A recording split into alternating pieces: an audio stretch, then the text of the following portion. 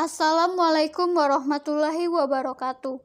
Saya Rara Anggraini, NPM 5221073, berasal dari kelas 4C PGSD.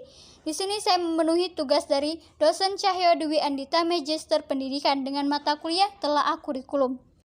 Untuk lebih memperjelas apa itu konsep dasar kurikulum, mari kita simak penjelasan berikut ini. A. Pengertian kurikulum. Pengertian kurikulum adalah kumpulan rencana, tujuan, materi pembelajaran, dan bahkan cara mengajar yang digunakan sebagai pedoman oleh para pengajar demi tercapainya tujuan akhir pembelajaran.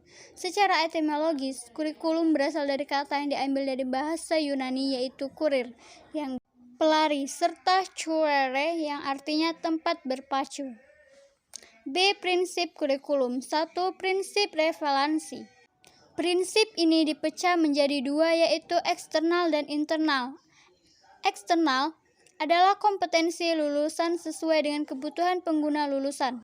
Sedangkan internal, antar komponen kurikulum harus sesuai dan saling berkaitan. Kurikulum memiliki revalensi di antara komponen-komponen kurikulum, yaitu tujuan, bahan, strategi, organisasi, dan evaluasi. Prinsip fleksibilitas, kesatuan dalam kebijaksanaan dan keragaman dalam pelaksanaan diversifikasi kurikulum. Prinsip fleksibilitas berkenaan dengan kebebasan atau keleluasan yang dimiliki guru dalam mengimplementasikan kurikulum.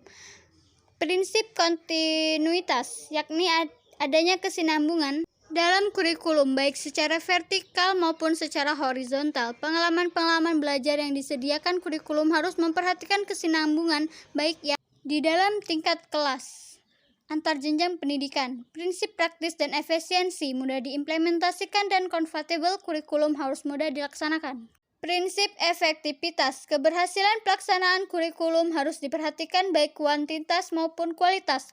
Keberhasilan kuantitas ditinjau dari komponen-komponen kurikulum, seperti tujuan, isi, proses belajar, dan evaluasi, sedangkan keberhasilan kualitasnya dilihat dari hasil pelaksanaan kurikulum yang ada. Prinsip khusus. Adapun prinsip khusus yang harus diperhatikan dalam mengembangkan kurikulum, antara lain prinsip keimanan, nilai dan budi pekerti luhur, penguasa inteligensi, keseimbangan etika, logika, estetika, dan kinetika. Fungsi kurikulum. Secara luas, fungsi kurikulum ialah mencapai tujuan pendidikan. Kurikulum sebagai alat untuk mencapai tujuan pendidikan. Berikut tujuan pendidikan di Indonesia. 1. Tujuan nasional, disebut pendidikan nasional. 2. Tujuan institusional, disebut lembaga atau institusi. 3. Tujuan kurikuler, disebut bidang studi. 4. Tujuan instruksional, disebut penjabaran bidang studi. Fungsi kurikulum. Fungsi kurikulum bagi murid atau peserta didik sebagai sarana dalam mengukur kemampuan diri dan konsumsi pendidikan, berkaitan dengan pencapaian target yang membuat siswa menjadi mudah memahami berbagai materi serta mampu melaksanakan proses pembelajaran setiap harinya dengan mudah. Selain itu, dengan fungsi kurikulum ini akan mempermudah siswa dalam memetakan jadwal.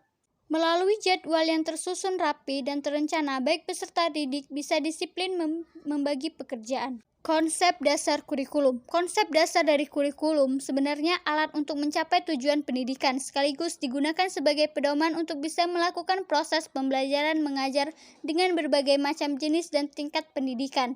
Secara historis, kurikulum diartikan sebagai alat yang membawa orang dari start menuju finish. Webster 1856. Pengertian dari kurikulum ini terus berkembang dengan perkembangan teori dan praktik pendidikan. Pada pandangan lama, kurikulum juga bisa dikatakan sebagai mata pelajaran yang harus disampaikan oleh guru dan dapat dipelajari oleh seluruh siswa.